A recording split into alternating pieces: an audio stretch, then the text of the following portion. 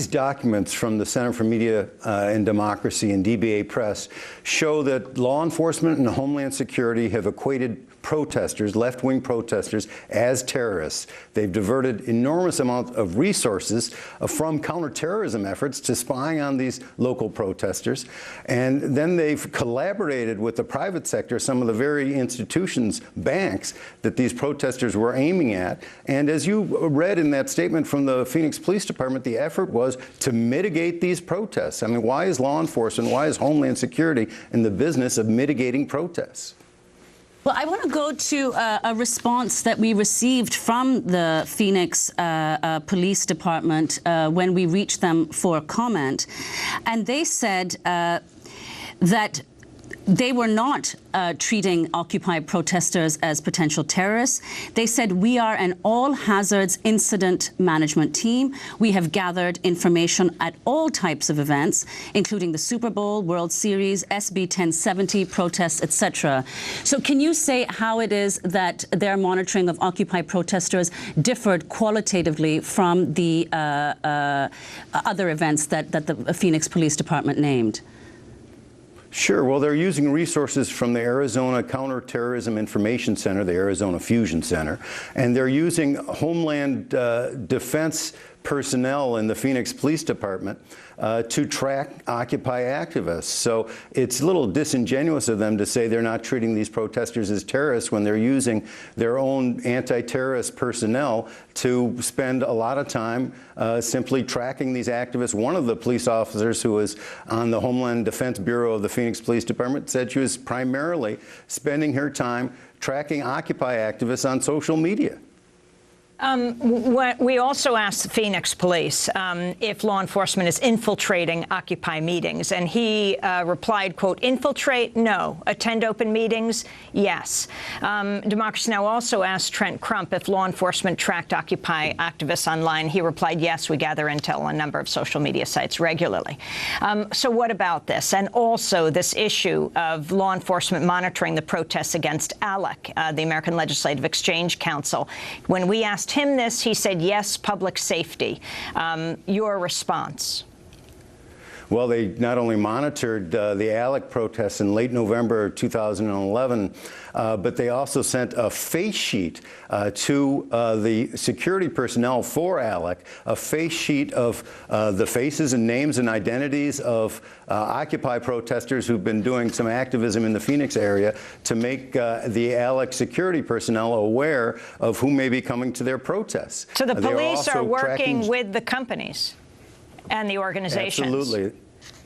Yeah, they were working with security for the American Legislative Exchange Council. They were also letting security know when Jesse Jackson was going to be in town to join an Occupy protest and an ALEC protest. Is that really their job, to be passing information on to these private entities? And then with some of the bank protests that Occupy Phoenix was planning, they were giving downtown banks all sorts of information. Give downtown banks everything they need. That was one internal memo from the Phoenix Police Department when it was a day of protest against these banks, and Occupy was urging the bank customers to cut up their credit cards from these banks. And which banks are we talking about? We're talking about Bank of America, Wells Fargo, Chase, some of the very targets that Occupy had been, protesting against. So the question is, who are the police department working for? Are they working for citizens? Are they working for the private sector? Are they working for the banks?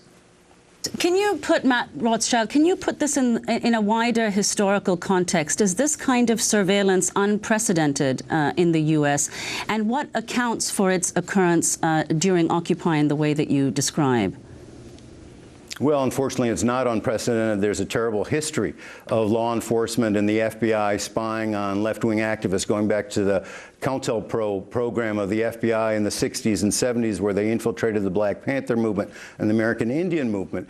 But interestingly, after those revelations came out, there were guidelines imposed by the Justice Department itself, the so-called Levy guidelines. Edward Levy was the Attorney General under the Ford administration who said you can't go spying on and infiltrating activist groups in this country unless there's a predicate of criminal activity. Well, after 9/11, the Bush administration and Ashcroft as Attorney General General completely destroyed the Levy guidelines and let law enforcement do any kind of infiltration they want without any necessity for any hint of criminal activity on the part of the activists. Matt Rothschild, you've called for the resignation of Attorney General Eric Holder. Why?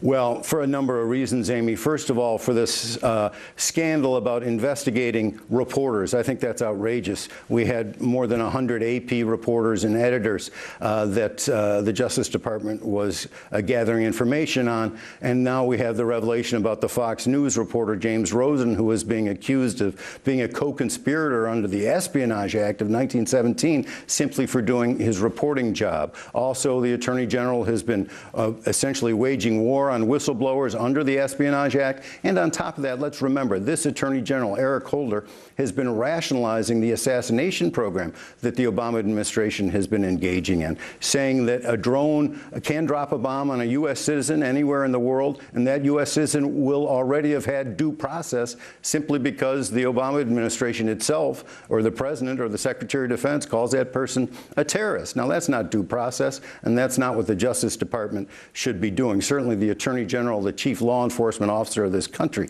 should know better than that.